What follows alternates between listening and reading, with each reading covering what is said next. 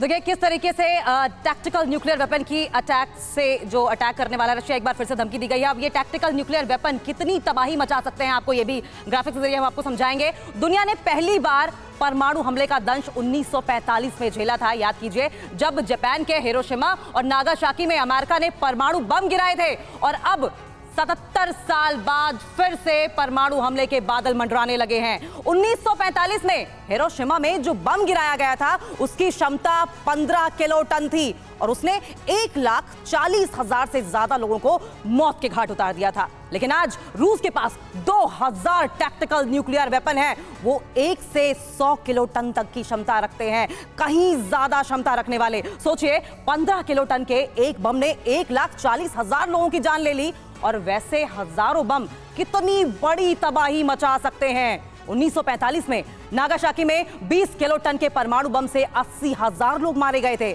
और आज रूस यूक्रेन पर 1 से 100 किलो टन तक के करीब 2000 परमाणु बम गिराने को तैयार है। अंदाजा लगाइए ये तबाही कितनी ज्यादा बड़ी होगी।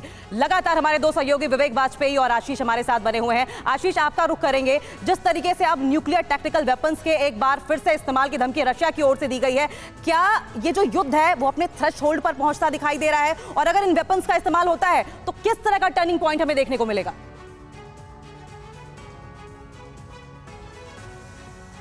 देखिए, जब न्यूक्लियर एलिमेंट विश्व युद्ध में आ जाए तो फिर जाहिर सी बात है कि वो विश्व युद्ध एक और न्यूक्लियर विश्व युद्ध, एटमी विश्व युद्ध, ये दोनों अलग अलग, और एटमी विश्व युद्ध बहुत ही बड़ी चीज़ होगी।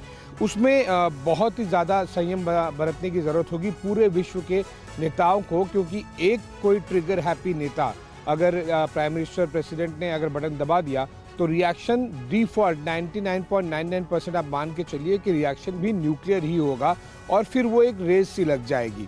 क्योंकि जिस तरह से हमने देखा है कि वर्ल्ड पूरा बटा हुआ है, रशिया और चीन एक तरफ है और बाकी विश्व जो पश्चिमी देश है वो एक तरफ है, और कई बड़े ऐसे देश हैं जो कि इंडिया जैसे नॉन अलाइंड मूवमेंट वाले जो कि न्यूट्रल हैं। लेकिन एटमी रेस अगर शुरू हुई तो फिर पूरी तरह से तबाही मचना। नहीं, लेकिन आशीष, कहा तो बहुत पहले से जा रहा था कि कभी भी परमाणु हमला रूस की ओर से किया जा सकता है, लेकिन आपको लगता है कि युद्ध के अब 53 दिन हो चुके हैं, वाकई में व्लादिमीर पुतिन को अब ऐसा लगने लगा है कि उनकी सेना यूक्रेन के हौसलों के आगे कमजोर पड़ने लगी है और अभी ये राइट टाइम है, यही वो सिचुएशन है जब न्यूक्लियर अटैक की फिराक में अब रूस है?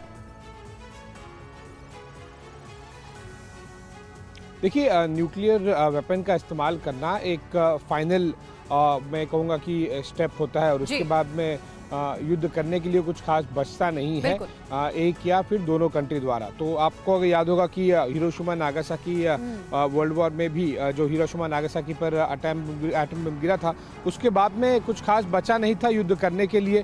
तो ये एक फाइनल स्टेप होता है। अभी भी काफ़ी समय बाकी है न्यूक्लियर वेपन के इस्तेमाल में। अभी देखिए वो जो बीच में गैप काफ़ी होता है और जिसे एक्सप्लोर किया जाता है, चाहे वो लैंड डोमेन हो और बड़ी मिसाइल्स हो और घातक वेपन्स हो। न्यूक्लियर के नीचे भी 2-3 इस तरह के वेपन्स होते हैं जिसका न्यूक्लियर जैसा इम्पैक्ट नहीं होता है, लॉन्ग टर्म इम्पैक्ट नहीं होता है, लेकिन ऑन ग्राउंड इम्पैक्ट उतने हो सकते हैं। तो अभी वहां पर हम पहुंचे नहीं हैं। हाँ, ज़ेलेंस्की लगातार इस बारे में बोलते रहेंगे, वो इसलिए क्योंकि वो चाहते हैं कि विश्व से उन्हें ज़्यादा से ज़्यादा जल्द से जल्द एड और हथियार मिलते रहें, और जब तक वो ये बात नहीं कहेंगे तब तक इस तरह की बात होगी नहीं। लेकिन nuclear triad, Russia completed country है और ये बहुत ही महत्वपूर्ण है और ये इस बात को ध्यान पूरा का पूरा पश्चिमी देश रखा हुआ है, इसीलिए वो डायरेक्ट कॉन्फ्रंटेशन रशिया के सामने अभी तक नहीं उतरे हैं। परवाह देश की, सोमवार से शुक्रवार रात 10 बजे